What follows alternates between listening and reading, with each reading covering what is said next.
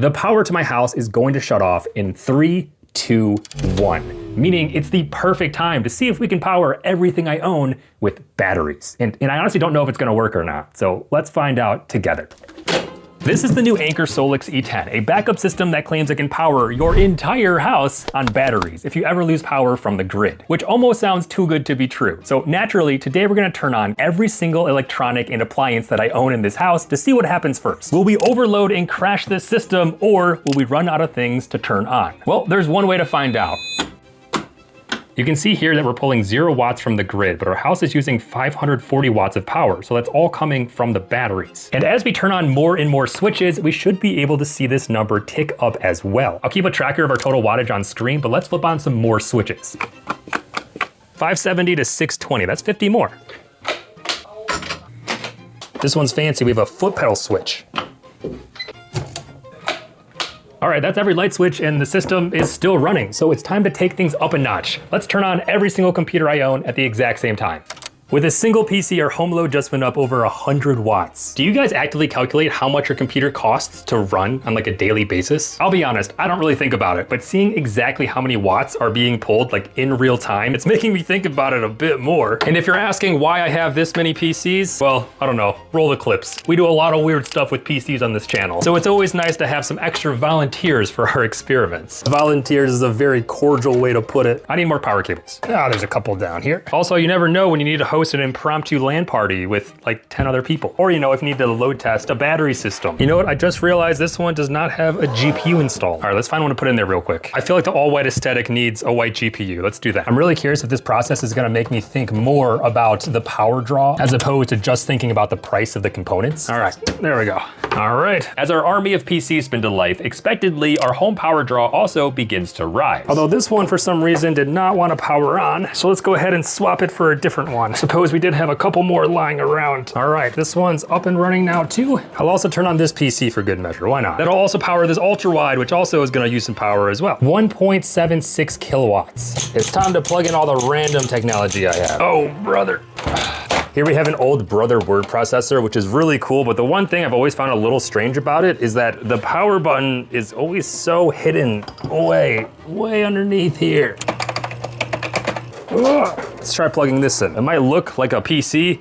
It's not actually a PC. It's a logic analysis system mainframe. Will the screen work though? Oh, there it is. Remember that this thing is from 1987, but check this out. The way that you interact with it is with a touch screen, but it's not capacitive like our phones are. There's actually little lasers in each of the surrounding areas here that essentially is making a grid. And when you break the laser with your finger, it can kind of figure out where you're pointing, but also is not adding a ton more load to our system. I honestly feel like most of these electronics are like a drop in the ocean when it comes to power draw. So let's kick things up a notch with some like heavy duty appliances. You might as well use our 3D printer. We'll go ahead and start a new batch of our thermal paste holsters. We'll also run the dishwasher, which would definitely put some strain on the battery system. And then we'll also turn on the oven. Might as well bake something since we're using heat. Bagel bites, anybody? And finally, I'm also gonna turn on our central heat, which will blow air throughout our entire house. Okay, there we go. Now our house is drawing 7.09 kilowatts, all from our batteries. But if we take a look at the E10 specs, the system is only rated for 7.6 kilowatts of total output power, meaning we're getting really close to that max. But we have one more major appliance. Let's turn on the dryer. I feel like this is one of the most power intensive appliances in a house. Let's see what happens.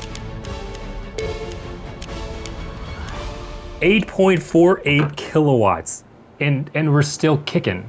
Wait, that's absurd. At this point, we have indeed exceeded the rated total output, but the system has not crashed. So what's happening here? Ah, turbo mode. Apparently Anker SOLIX also implemented a turbo mode, which allows it to sustain a 10 kilowatt continuous output for up to 90 minutes, which in our case helped us run every single appliance and electronic in this house. The only other thing I can think of is way out here in the wilderness. And that of course is our central AC unit. But since it's like sub-freezing temperatures and there's like a giant snowstorm that just happened, it would probably not be great for me to turn this on. On paper, the setup we have installed can handle up to 155 amps of LRA, which should be enough to handle this AC unit, but I will have to test that further in the summer. After doing this experiment, you can see here our batteries are sitting at 68% charge remaining. And in my setup, I do have 2 of these batteries, which you'll notice are called expansion batteries. And that's because this is also an and expandable system. This top piece is our power module, then we have our first and second battery underneath it. Now the capacity of a single battery module is 6 kilowatt hours. So in this setup with 2 of them, that's a total of 12 kilowatt hour capacity. But with the smart inlet box setup, we could have up to 5 of those battery modules on a single stack here, giving us a potential max capacity in this setup of 30 kilowatt hours, which is crazy. What's also cool is that if you do intend to add more battery modules on top of your stack, you can do that without rehiring an electrician. You can just stack them up yourself. But that said, for the initial installation, you do need to have an electrician do all this for you. Our modules here are going into this smart inlet box, which is then going into our main breaker.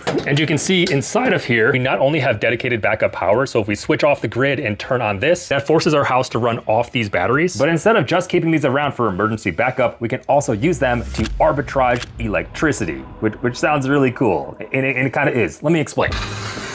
Typically, the cost of your power is not the same throughout the day. During peak hours, when more people are using it, that price can spike. And then when everyone goes to bed, that price can plummet, leading to somewhat of a graph like this, where throughout the day, you're paying the most for your electricity in like the evenings. This is typically called peak, and when it's cheaper, that's off-peak. And for the energy provider that I use, the price of off-peak energy is like a fraction of what they charge for on-peak energy. And so this is where the opportunity of arbitrage comes into play. So now if blue represents our battery, we can charge up our batteries when energy is the cheapest, and then maintain that until energy gets expensive, and then stop using the grid's energy. Instead, swapping to our battery to get us through the peak, effectively locking in low price energy and using it at peak hours. Buying low and selling high, so to say. This is exactly what I've been doing for the past couple months, and it's one of the additional benefits of having this kind of backup system in your house. This is typically referred to as TOU, or time of use, and if you look up the TOU rates for your energy provider, you can get a sense of exactly how much you can save on energy per year. For example, I pay 35 cents per kilowatt hour at peak, but only 7 cents per kilowatt hour on super off peak. And here's the mapping of when those hours are. Essentially every day from midnight to 6 a.m., we're using the grid to charge our batteries at this really cheap rate. And then come peak hours between 3 and 9 p.m. every day, we're using our batteries to power our entire house. Meaning we never actually pay this 35 cents per kilowatt hour. We're only paying an average of these two down here. And the best part is that the system handles this every day without me having to lift a finger, which makes it super seamless. So there's a balance here of using the batteries to save you money through this energy arbitrage, but then also making sure you keep enough battery reserved for if power does actually go out. And in the app, you can actually play with what that balance is, which I suppose is up to your risk tolerance. Like how bad do you want to ensure that you have battery backup in case power goes out versus using those batteries every day to help save you money. But as an additional way to kind of calm your fears in case something crazy happens, Anker also has this storm guard feature, which once enabled will check the forecast in your area. And if you're expecting like a big storm, it'll dynamically allocate more of the battery for reserve just in case you do happen to lose power in the storm, which honestly is cool simply because it's just another thing that you can offload from your brain, and this will just handle itself. So that's pretty cool. Okay, so now that we're in super off peak, you can see that our batteries are actively charging from the grid. So we're pulling a lot of power from the grid, but remember, this is the really cheap power. And it's crazy how much more powerful this system would be if I had any solar, but I don't. This E10 system does also apparently work with nearly every major brand of solar panel, which means we could be bypassing the grid even further. Which brings us one step closer to Anker SOLIX's claim that this offers infinite backup. But how are we getting infinite energy from this? Well, there's a third piece that I have not told you about, which is this guy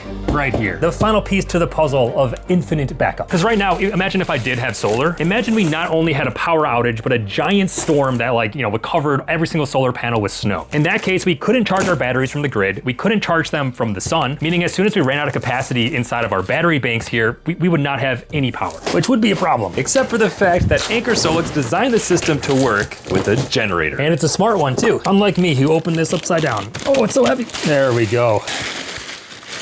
Unlike other generators, this one connects directly to our batteries, meaning it produces DC and feeds DC, making it quite a bit more efficient because it doesn't have to convert between AC and DC back and forth. On top of that, you can power this generator with natural gas, gasoline, or propane, giving you even more ways to survive some giant storm that knocks out your power for who knows how long. And because it's a smart generator, it won't just run all the time if it's not needed. So even in the circumstance of there being like a giant storm, it'll only kick on when the batteries need to be recharged. And when the batteries hit capacity, it'll automatically shut itself off and wait until it's actually needed again. Safety-wise, it also has some of the most rigorous UL certifications. The one that gives me a lot of comfort is the thermal runaway testing, meaning any potential fire outbreak within the batteries are certified not to spread. And if you haven't noticed, this entire setup is just feet away from our garage door, which does not insulate this all that well from cold. But thankfully, this is also NEMA 4 rated, so it can handle a bunch of extreme weather, including the cold, which is incredibly convenient right now. At this point, I can confidently say that this system does work really well. I can quite literally not turn on enough things in my house to crash the system, which gives me a ton of confidence that it can handle whatever I throw at it on a day-to-day basis. But at this point, you might be wondering how much it costs. So let's talk about the pricing. This is the pricing currently released at the time of recording, but note that it is pre-launch, so there is some like pre-order savings. So depending on when you see this, the prices might vary. This is the bundle I have installed in my house. You have the power module, 2X batteries, and a smart inlet box, as well as the generator, bringing the total to just over $8,500. If you wanted to go a bit more all out and double the capacity of like the system that I have installed, so in this case, 2 power modules and 4 batteries plus a power dock, which does actually replace the smart inlet box and gives you access to more finite controls about where power is going. That setup plus the generator is going to run you just over 16 grand. For context, I'm in a 3-bed, 3-bath and feel like I use a lot of energy, and the capacity of this setup honestly has been fine for me. But as my family expands, I'll probably look to add a couple more modules to my setup. Now there are a lot of options here and it can get a bit overwhelming, so let's simplify things a bit. The most straightforward way to use the E10 is actually just to wheel it around and to plug your devices directly into it. One step up from that is to take the E10 and connect it to your electrical panel with a transfer switch, similar to how you would connect a typical like gas generator to your house. And then the step up from that is what I have installed with this smart inlet box, which allows for manual backup with the flip of a switch, as well as the time of use energy savings, which I've talked about. And then finally, the topmost tier is to use the E10 with the power dock, which replaces your entire electrical panel. This definitely makes for the most worry-free experience because it automatically load balances as well as automatically backs up your house to battery if the power does go out. So you can keep all of those options in mind as you're deciding how to choose which E10 system to go with. Now, Anker SOLIX does claim that these systems can pay for themselves in just a couple of years, taking into account the time of use energy savings, as well as just not relying on the grid as much if you incorporate this with solar. A 2-year payback does seem pretty aggressive though, so you want to make sure that you calculate your potential savings in your area and in your situation if you do choose to go down this route. But as the first system to really figure out this smart hybrid approach to integrate solar, grid, and generator power for this infinite backup, as they say, I will candidly say that I am really impressed with what Anker SOLIX has put together here. Obviously, the automatic energy savings from time of use without having to lift a finger is super nice, but most of my comfort comes from knowing that my family will always have power in this house no matter what happens. Even if something crazy happens, I know we have a battery backup and a generator backup for the battery backup just in case. I hope this video has given you a sense of what it's like to use the Anker SOLIX E10 system and some of the extremes that it can handle. I legitimately thought we were gonna crash it by turning on so many PCs, but it wasn't even close. If you have any questions about my personal experience with this setup, feel free to leave a comment down below or just send me an email and I'll do my best to get back to you. I did want to give a huge shout out to Anker SOLIX for sending out this E10 system for me to tinker with over the past few months. And I'll additionally leave all the information I have about this system in the description down below. But with that, I've been Mr. Yeaster, your tech tinkerer. Thank you so much for watching and I'll catch you in the next one. Oh yeah. Oh my gosh, I forgot about the pizza bagels. Oh crap.